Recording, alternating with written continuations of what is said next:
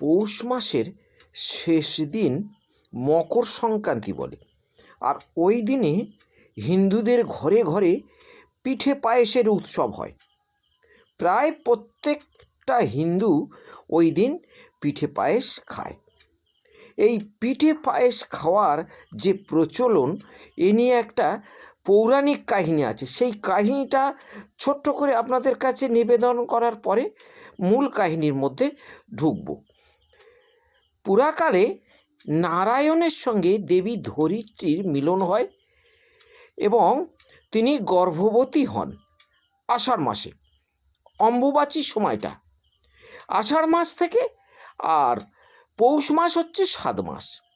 এই 7 মাস গর্ভবতী অবস্থায় ধরিত্রীকে দেবতারা পিঠে, মিষ্টান্ন, পায়েস ইত্যাদি খাইয়েছিলেন।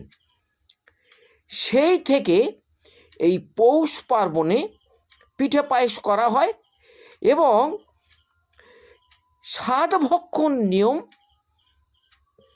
চালু হয়। গর্ভবতী মেয়েদের 7 মাস গর্ভবতী থাকাকালীন পিঠে পায়েস, মিষ্টি, ফল ইত্যাদি খাওয়ানো হয়।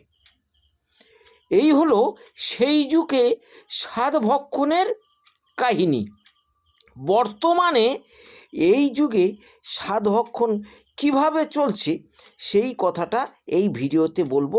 আপনারা কেউ ভিডিওটা কাটবেন না, পুরো ভিডিওটা দেখুন এবং আমার চ্যানেলটা সাবস্ক্রাইব করুন। আমার সঙ্গে কথা হচ্ছিল আমার পাড়ায় এক ভদ্রলোকের সঙ্গে।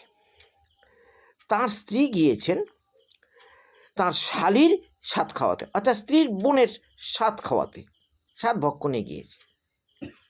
তাহলে 7 ভক্ষণে যেমন কাপড়, মিষ্টি, ফল নিয়ে যায়, সেইভাবে নিয়ে গেছে। কিন্তু গিয়েই বিপদ। সেখানে শোনা যাচ্ছে যে এখানেই শেষ নয়, মিষ্টি, ফল, কাপড় পরিয়ে 7 ভক্ষণ করালে হবে না, চাই কাঁসার থালা, ঘটি, বাটি। তা আনা হলো, তাও হচ্ছে না। কাঁসার থালা, বাটি, ঘটি শুধু 1 সেট দিলে হবে না, 2 সেট দিতে হবে। জামাইকে দিতে হবে, আবার মেয়েকে দিতে হবে। তাও হলো, এখানেই শেষ নয়।